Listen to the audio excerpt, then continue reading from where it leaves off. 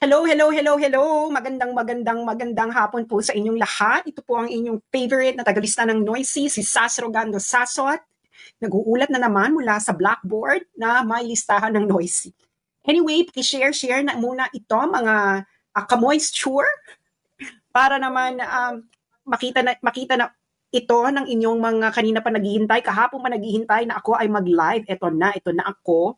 So para ma-expose natin ang kanilang tanim business impersonation tactic para gurgurin or para ma-unpublish ang mga page ng mga vloggers, lalo na ng mga Duterte-aligned vloggers. Okay? So, keep on sharing. Kahit naman hindi mga vloggers. So, para malaman ito ng may mga page, lalo na ng may mga pages sa Facebook. Dahil ito ay talagang ginagawa po nila ito. At meron talaga ditong operations, and usually ang operations na ito ay mula pa sa Bangladesh.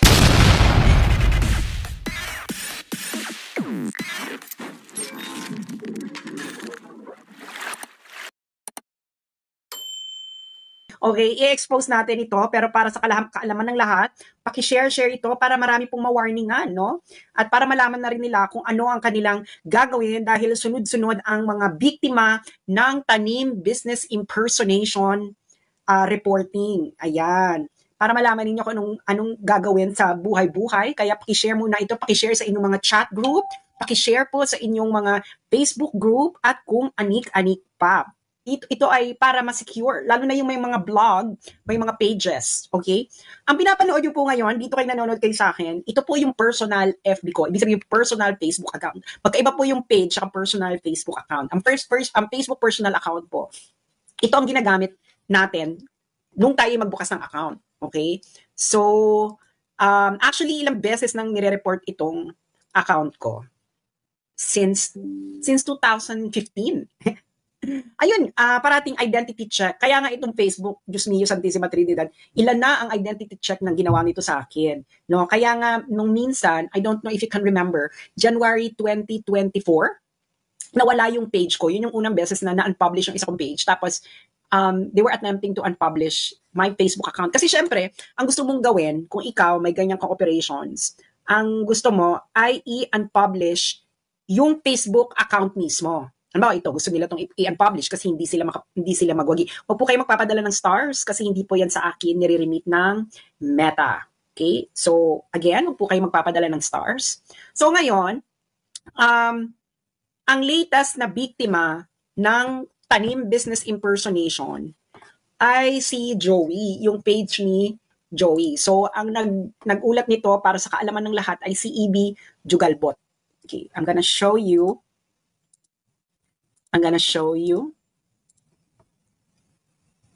Okay, yan. So, ito yung page ni Joey. Ito naman kasi si Joey, kung ano pinalagay na pangalan kasi. Your page has been unpublished. We also added restriction to your account because you didn't follow our standards multiple times. This is because Joey DeVive goes against our community standards on impersonation. Nakita niyo na yung reporting on impersonation. So, syempre, pwede siyang mag-disagree, pero hindi natin alam. Suspended pa lang naman siya, no? Suspended. So, tingnan natin kung anong gagawin ni Joey para mapatunayan niyang sa kanya talaga yung page na yan. Pero, the thing is, ganyan talaga ang tactic nila. Okay? Ang ginagawa niyan is mass reporting. Ngayon, anong ginagawa nila dito? Meron pa akong isang kilala, Duterte-aligned commentator din siya, pero nagko-comment siya sa kanyang Facebook account. Okay, sa Facebook account, una, in-unpublish siya ng Meta. Ang sabi ng Meta, magpadala siya ng ID, kunan niya yung it's identity verification. Tapos naibalik na yung kanyang Facebook account kaagad after ng identity check. Okay? Kasi yun nga ang kanilang agenda. I-report at i-unpublish para manahimik. This is all in preparation for the impeachment trial of Sara Duterte. Kasi nga, nahihirapan sila sa social media. So, hindi sila ngayon makaporma sa social media kasi kahit gaano ang kanilang pagbabayad ng mga kung sino-sinong mga influencers ng I don't know kung ano-ano, hindi pa rin nila matibag ang boses ng mga Duterte-aligned vloggers. So, mahirap.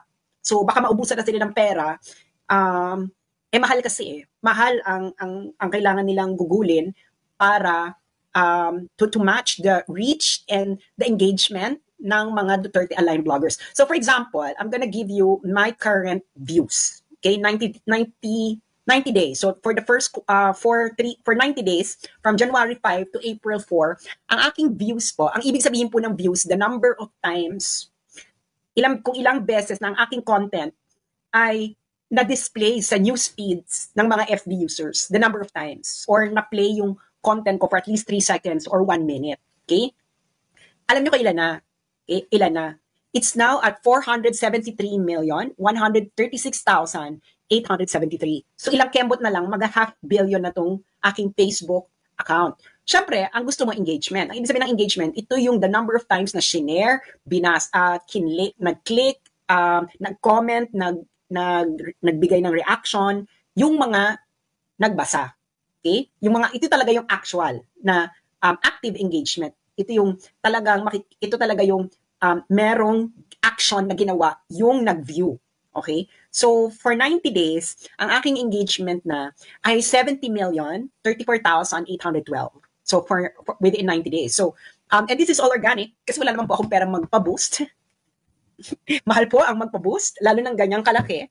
At ang boosting po, hindi po ito nakakakuha ng engagement. Dahil, wala kang community eh. Fake. Hindi ka authentic. So ngayon tayo dito, mga authentic tayo dito. Dahil kayong mga aking mga ka-moisture, napakasugid ninyong mag-share, mag-react, mag-comment. So ngayon, dahil napaka-active ninyo, nire-reward tayo ng Facebook na yung algorithm nila, pinifavor tayo kasi active kayo eh, totoong tao kayo. Kasi pag trolls lang yan, walang magagawa yan kasi ang trolls, wala naman silang real followers.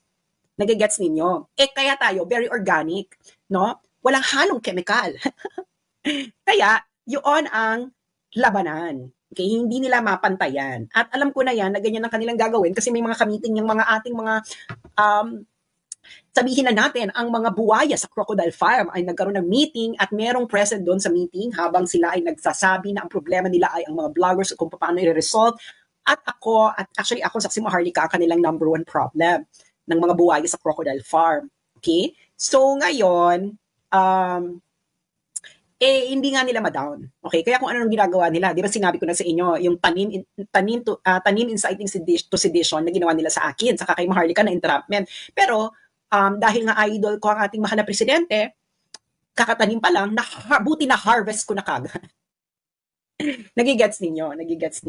So ngayon, ang eksena sa Earth is, ayan na nga, magtatanim business impersonation reporting sila. So, ganyan yung nangyari sa akin, sa aking page. At actually, mas malala yung sa page ko kasi talagang dinisable na lang ng Facebook, wala silang binigay na reason. Alam mo yon, bigla na lang, wala na lang siya, tapos dead ba na? Wala. Buti nga si Joey, may appeal. Ako talaga, hindi pwedeng mag-appeal. Wala talagang appeal. Alam mo yon, kakaiba.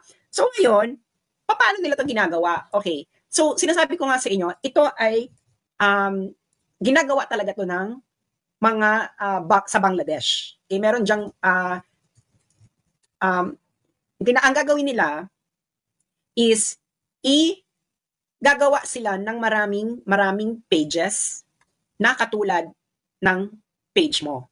Page muna tayo ng katulad ng page mo. Ngayon, ang gagawin nila niyan, so gagawa sila ng marami, di ba? Lalo na, kasi yung mga yan, ang usually gagawin nila, kukuha sila ng established na page. May mga page na kasi na may mga following, ganyan. Tapos, papalitan nila yung pangalan ng page nyon na katulad ng pangalan ng page mo. Okay. Now, eto. Yung final na ginawa nila sa akin is October 28, 2024. October 28, 2024. Sabay nila yung page ko na For the Motherland saka itong Facebook account ko. Yung page ko na down. Okay? Ngayon, etong Facebook account ko, katulad ng iba, syempre, nire-report din. Sabi ko nga sa inyo, pag Facebook account, nahirapan sila kasi kailangan mo mag-verification ng identity. So, ito nangyari. So, nakatanggap ako ng message from Meta. Sabi niya, Dear Sas, due to unusual activity associated with your account has been temporarily disabled. To restore your account, please verify your identity. So, ito yung ginawa. Magkasabay yan. Gusto nilang pareho yung page ko sa katong Facebook account. Kaso, hindi ko na kailangan hindi ko na kailangan na i-verify yung identity ko. Kasi nga ilang beses sila nag-ask ng identity ko. So ngayon, hindi nila din-disable itong Facebook account ko, parang ni-restore nila automatically kasi nga meron akong ang dami na nilang ID ko. Alam mo 'yon? Ngayon, may mga nakausap akong mga Bangladesh, ganyang operation sa Bangladesh. So ngayon, sinabi nila sa akin, sa Bangladesh nga. Alam mo kung paano ko nalaman na sa Bangladesh? Mga pinakita pa nila yung admin, yung admin screenshot ng page ko na ako na makakita nun. Okay? So ngayon, etong tinanong ko, chinat ako kasi nga nakikipag-business deal. Nakikipag-business deal yung, hindi ko alam kung sila ang gumawa, Hindi ko alam kung sila ang gumawa. So sabi niya, ganyan. So yung gray, yan yung sa Bangladesh. So tinanong ko, the one who did this are from Bangladesh. What do they care about a Philippine account? Tinanong ko. Sabi nung sumagot, there are many cybersecurity specialists in our country, cybersecurity specialists who work for $. Maybe someone paid him to remove your page. Sabi ko, from the Philippines. Sabi ko, how much do these things cost? Tinanong ko. Sabi niya, in our country has the highest number of cybersecurity specialists in Asia. Sabi ko, cybersecurity specialist equals hacker. Tapos sabi niya, the more followers a page has, the more expensive it will be to disable it. So, can you imagine how much it costs for them to disable yung page ko? Kasi yung page ko, meron na yung over 900,000 followers. Sabi ko, I have over 900,000 followers, how much do you think it costs? Tapos sabi niya, a bit like a hacker, but not a hacker. So, ewan ko sa inyo, no? Baka hindi kasi kayo nakikinig sa akin noon, or yung mga bago pa lang dito, kaya alam ko tong operations nila. Ngayon, syempre, nakikipag-business deal nga sa akin sandali. Dinocument ko to Papakita ko sa inyo yung ibang ano. So, binigay niya sa akin presyo. Sabi niya, for a page na 900,000, siguro, ang ibabayad is $4,000 yung page ko na yon. Sa Bangladesh, malaki yung $4,000 pero sa atin, parang mani-mani na lang yan sa crocodile farm, di ba? How much is $4,000? 500K? Ganyan. Maning-mani yan dyan sa crocodile farms, kaparangan. Hindi ba?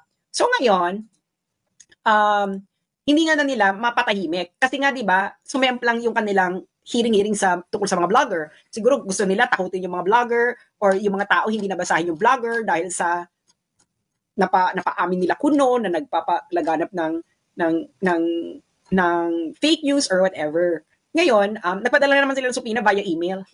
Sabi ko, ang tagal-tagal ko na sinasabi sa inyong nakatira ako sa China. So, why exactly? Sinabi ko na sa inyo, mag-Zoom tayo, ayaw ninyo, bahala kayo. Ako naman, no, sinabi ko na nga sa kanila na everything that you say or do right now will be used against you. Kung paano, hindi ko lang sabihin. Syempre, no, malaman nyo pa kung ano magiging move ko. Okay, so ito na. So, may sinulat akong article nito ng October 29, 2 days after akong tanggalin yung page ko. So, pinost ko to sa aking LinkedIn. So, ayan yung ginagawa nila. So, nakikita nyo yan. Yung For the Motherland, gumawa sila ng panibagong page. Okay? So, ngayon, anong problema? Kasi, itong mga to, sandali, hanapin ko sa inyo yung mga fake na page na ginawa nila, na ang dami naman aanga-anga, finalo, feeling nila akin yun. Parang, sinabi ko na nga, fake. Huwag kasi kayong aanga-anga. Alam mo yun? Pakita ko sa inyo kung, inattempt din nila to kay Trixie. I don't know if you know that. Inattempt din nila kay Trixie yan. Pero, papakita ko sa inyo isa sa mga example ng clone ng page ko na ginawa nila. Actually, hindi siya clone So, ang ginawa nila, may mga old pages na maraming following. Ang ginawa nila, binago nila yung pangalan. Ginawa din nilang pangalan ng page ko. So, kinuha nila yung logo ko, kinuha nila yung everything, and hanggang sa minas reporting nila, especially yung admin nung mga fake page na yun, sila yung nag-report. Okay? So, ngayon,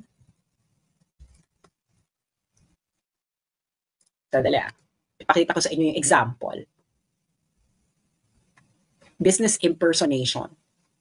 Para makita ninyo. Ito. Actually, ilan ba yung nakita kong fake na ito, nakita niyo na? So gumawa sila ng ganito. Gumawa sila ng maraming ganyan. Kinloan nila. Nakita niyo na?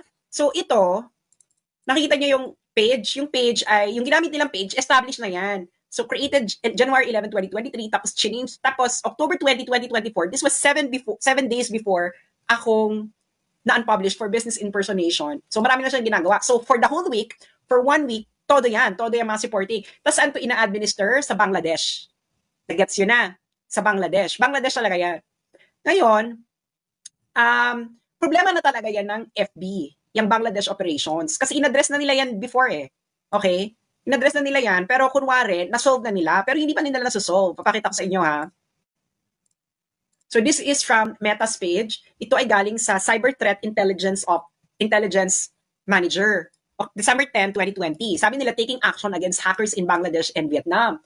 So ngayon, ano daw yung operation? So ayan, Bangladesh, the Bangladesh group targeted local activists, journalists, religious minorities to compromise their accounts and have them disabled by Facebook for violating our community standards. So nakita niyo na, papakita ko sa inyo kung bakit very magaling dito ang Bangladesh. Okay? So ayan nga, no? Meron kasing, so nakita nyo na, ito ang kanilang operations. They collaborate to report people on Facebook for fictitious violations of our community standards, including alleged impersonation, intellectual property infringement, nudity, and terrorism. Actually, ang dami kong wino-warning yung Facebook about nudity, intellectual property, saka impersonation na wala naman. Alam mo yun, hindi siya, walang ganun eksena. So, ngayon, alam nyo na, aware dito ang Facebook sa ginagawa. Okay? Pero, hindi sila, kaya nga sinasabi ko sa mga Pilipino, na mga Duterte supporters na nasa California, if you don't bring the protest outside Meta, wala. Mawawala tayo sa social media. So, you need to do that. Okay? So, nakita nyo na, ganyan ang kanilang including alleged impersonation, intellectual property infringement, nudity, and terrorism. So, Bangladesh. Okay? Bangladesh ang operations. Bakit sila very magaling? Okay? Bakit very magaling yung sandali. Okay.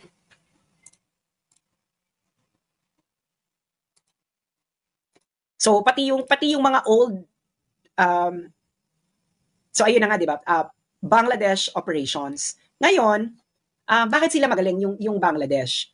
Because may service talaga yan. Ang gumagawa para ang mga nagtayo ng mga yan is mga old cyber specialists sa Bangladesh.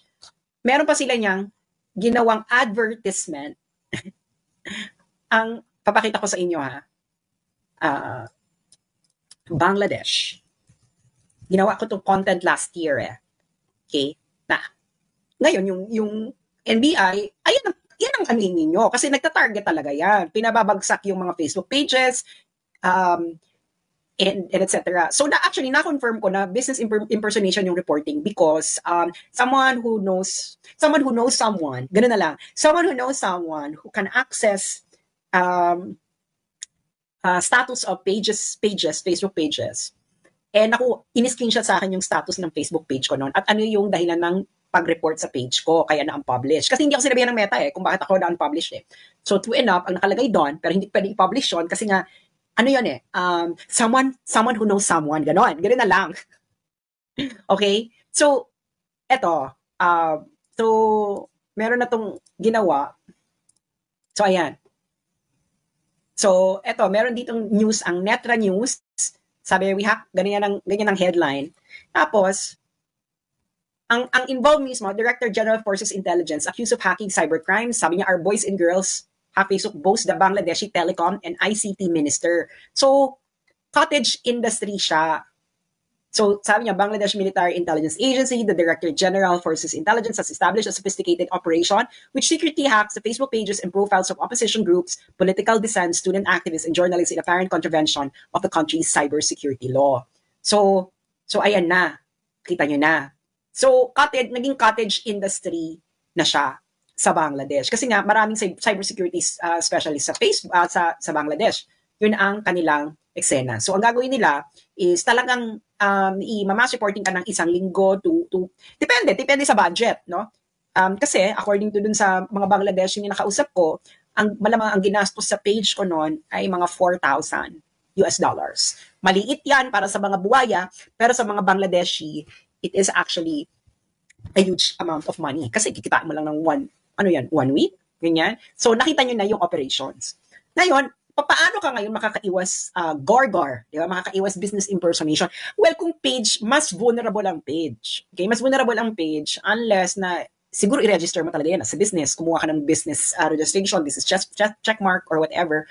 Or mag-live ka na mag-live na meron talagang page name mo at may logo mo pa. Pero I don't know if that would fully work. Pero, ang protection na ninyo, yung Facebook account. Ibig sabihin ng Facebook account, ito talaga ginagamit mong pang-login. Okay, so paano mo yan mapoproteksyonan? Ito na nga, katulad dito, nagla-live ako ng nagla-live, ay may pangalan ko, ako talaga nagla-live stream, hindi ba? So ngayon, of course, kailangan mong mag-present, para pag chinek, ito kasi pag Facebook account, personal, pag inano to ng Meta, pag may nag-report niya ng business, ng impersonation, mag-aasa yun ng ID. So kailangan, saka ng hindi lang ID ang inaasang Meta ngayon pati kailangan mong kunan yung sarili mo ng video. Meron silang na magaganyan-ganyan ka. Alam mo yon? Kaya mahirap. Kaya ngayon, kay Trixie, someone's attempting. Kasi nga makikita mo na may nakakita siya na may mga gumagawa na ng clone ng kanyang Facebook account. Kaya kayo, pag yung mga nagsasabi sa akin, kailangan ko kumuha ng blue check, etc., it doesn't matter. It doesn't matter po. Kahit may blue badge kayo or whatever. Ang talaga niyan is they will attempt to mass report you for a lot of reasons. Okay? And ako, ilang beses na lang ginagawa yan. Kaya yung Facebook, actually, after recently, yung Facebook, kasi pakita ko sa inyo yung security settings. Security settings. Password and security. Gusto niyo makita ang password ko? para may partida. Okay. So, pag makikita niyo yung security ng Facebook. Okay. Like for example. Okay, yeah. The advanced protection. This advanced security program helps defend your account from unauthorized access. So ngayon, ang advanced security protection kasi, we've designed this advanced security program to help protect accounts like yours. Your account, kita mo, why? Pag yung account mo, your account's the potential to reach a lot more people than an average Facebook users. Hackers are motivated to attack accounts that have a lot of followers, run important pages, or hold some community significance. To help defend against these attacks, we require to enable this advanced security program. So ngayon, nila-roll out lang kasi nila to sa mga may malaking following, yung advanced security protection. So, babasahin natin, advanced security protection. Advanced Security Protection, Facebook.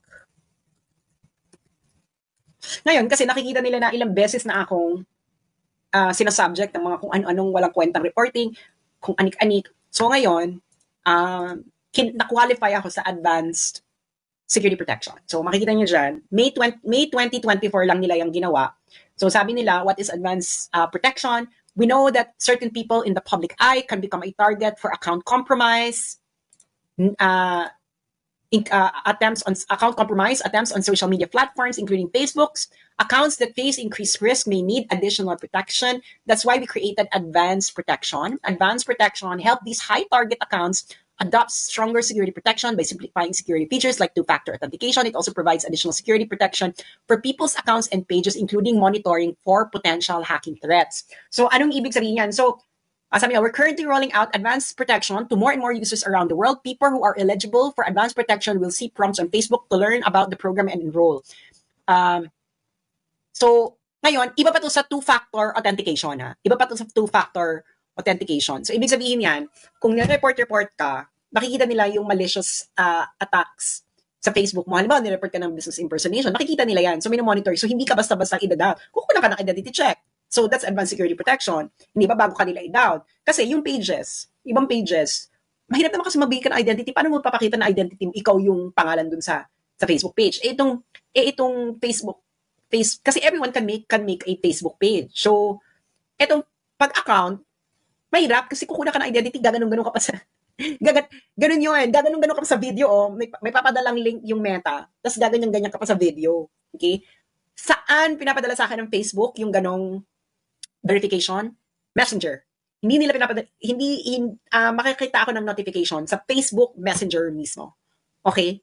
So, ganun yung advanced security protection. Tapos, magaganon-ganon ako sa video. Okay? So, ngayon, ayun na, ni-roll out na sa akin yun ng Meta. Siguro nakikita nila na ginugurgur na ako ng bonggang-bongga at ayun na nga kasi nga malaki yung following ko, malaki yung views ko. Ang views ko is about 500,000 na. So ngayon, ang gusto nilang gawin is talagang gurgurin talaga tayo ng bonggang-bongga sa kahit anumang paraan. Kasi nga this is all in preparation for the impeachment of Sara Duterte. Okay? Kaya nga, sinasabi ko na sa inyo, okay, i-follow nyo na ako, mag-open na kayo ng Substack. Okay, Substack. Pakita ko sa inyo. Yung mga hindi pa nakaka-subscribe sa akin sa Substack, please do so. Okay, huwag nyo na akong payuhan kung ano man bubuksan ko. Ito ang aking choice. Wala kayong magagawa. Ngayon, kung gusto nyo talaga akong i-follow, active talaga kayong follow, punta, go to Substack. Ayan, may instruction dyan. Okay. So, ayan ang aking Substack account. So, meron niyang app. So, para rin siya parang Facebook, pero ang ano nito is really newsletter. Ibig sabihin, pag ako napopost sa Substack, diretso sa email nyo. Pagka-click ko ng post, diretso yan sa email ninyo. So, you don't miss any post. You will read it directly through your emails. Kaya kung mawala man ako, check your emails kasi dun na ako mag-update diretso sa emails niyo. And of course, you can share it on your Facebook. Pero mas maganda, you forward it to your friends' email, pwede rin sa mga WhatsApp ninyo, sa Facebook Facebook Messenger, Facebook groups, di ba? Ayun ay kung interesado lang naman kayo. So, ayan na nga, asianscholar.substack.com. So, ano ba nangyayari dito? So, nakita niyo na, di ba? So, ayan na. Okay. Isulat nyo na yan sa inyong papel. Yung app ng Substack, you can download via App Store. May App Store sila. Pwede siya sa Apple App Store at iOS so that you can, sa app nyo lang i-check. So, ayan. Ayan ang follow nyo. You need an email address or a Substack app in order to subscribe. Pero mas maganda, sa email niyo para you don't miss anything. Diretso sa email niyo at wala po itong troll-troll. Okay? Bakit walang troll-troll? Kasi magre-register ka email. I can see yung mga nag-register sa akin. Okay? Ngayon, kung may mga away dyan sa comment section, dyan sa newsletter, alam ko na kung sino, di ba? So, ayan na. So, mahirap dyan makipag-troll. Okay? Hindi kayo basta-basta makakapag-troll kasi malaki ang barrier ng entry. Kasi para makapag-troll ka, kailangan babasahin mo ako sa email mo. So, maraming trabaho, masyadong mahal. So, mag-subscribe na kayo dyan dahil paulit-ulit ko doon sinasabi, I am a writer and this is the best platform right now for writers. Okay? So, ayan na, nakita nyo ng maigi kung ano ang ating mga, ang ating plan B. Actually, this is not my plan B, but my backup plan para I am always communicating with you. Hindi ba? Ang Substack ay hindi po nila ito mapapatumba dahil diretso ang content sa email ninyo. Okay? Ngayon, bahala na kayo kung i-share ninyo, i-forward ninyo yung nabasa ninyo sa other friends ninyo or i-forward ninyo sa Messenger, sa WhatsApp. Ganun po ang gagawin. Kailangan, doon kasi magkakaalaman kung totoong binabasa ka, engage, no? And so far, my stats sa Substack ay nagpapakita na grabe ka-engage ba naman ang aking mga readers. So again, go there now sa substack.com. Libre po ito, wala pong bayad ng subscription. Yung ibang Substack merong subscription, pero ako po this is purely free. Maybe in the future I will have special features para naman gusto mag-support merong additional features. Like for example is maybe I will accompany some posts with voice para yung mga ayaw magbasa or nahihirapan magbasa ay pwedeng makinig, pakinggan na lang yung posts. Di ba? Pwedeng ganon. Pero syempre dahil trabaho yun ng mas bongga, that might be for subscription for those who would subscribe only. Pero right now, ito ang pinaka-importante, punta na kayo doon dahil hindi natin alam ang mga nasa isip ng Crocodile Farm. Okay? So let's go guys. Punta po tayo ng Substack at i-add nyo po ako. So, maraming salamat po at ako'y nagugutom na. Okay? At ako ay kakain pa ng tanghalian. So ngayon, ang eksena natin sa kabuhayan, baka may podcast app si Sasasot. Yung Substack po ay pwede rin po dyan gumawa ng podcast. Okay? So, doon kung magpa-podcast ako, doon din po sa Substack ko. So, it's all around writing, video, and podcast. Okay? Wag nyo na akong suggestion ng kung ano-ano dahil ito na ang choice ko. Okay? Okay, so follow me there And kung gusto nyong patuloy pang mapakinggan ako at mabasa, kailangan meron kayo nun. Because that is the best platform right now for writers and content creators. Dahil ito ay Iwas Gurgur project at diretso ang content sa inyong email. At mas maganda ang format. No? Hindi to katulad ng Facebook na pure text lang yung pwede mong ilagay dun sa post mo. Ito, traditional blogging, but it goes straight to your email. And of course, you can check as well your Substack app. So maraming salamat. And hanggang sa muli mga ka-moisture. And ano ba masasabi ko? So ayun na ha. Pumunta kayo doon and then doon na tayo magchichikahan. Kasi maganda pa doon, pwede pa ako mag-organize ng group, ng live chat, group chat, tayo, ganyan. So kaya maganda yung Substack. Hindi pa siya uso sa Pilipinas. Kaya nga kakaunti pala yung mga Pilipino gumagamit ng Substack. Pero let's go to Substack. Lalo na yung mga totoong mga ka-moisture at gustong-gustong masilayan ng aking alindog. Okay? So kung mawala man ako sa Facebook, you will find me on Substack. Only on Substack. Wala pa akong Twitter. Yung TikTok ko, hindi ko yung magagamit because I live in China. TikTok is banned here. You cannot access TikTok with a local SIM card. And kahit naka-VPN. Pag local SIM card yung gamit mo. So wala ko so that's why I cannot access TikTok. I cannot use TikTok. So hindi yung sa YouTube po, hindi po akin yung YouTube na For the Motherland doon. May gumawa noon para ilagay yung content ko. Yung mga gumagawa po niya, pwede ba yung gumawa ng For the Motherland? Huwag niyo naman gamitin yung For the Motherland. Gamitin niyo lang yung pangalan niyo. Wala akong pakialam kung i-content niyo ako. Okay? Pero huwag niyong gagamitin yung pangalan ko. Okay? Because you are recontenting. So, ganun ang, kumikita na nga kayo dyan sa kaka-upload nyo ng mga video ko eh. Just use your proper name. Okay? So, maraming salamat. And hanggang sa muli, mga ka-moisture, and magmasid po tayo dahil ang mga kalaban po ay gagawin ng lahat para po magwagi ang kanilang mga maiitim na balak.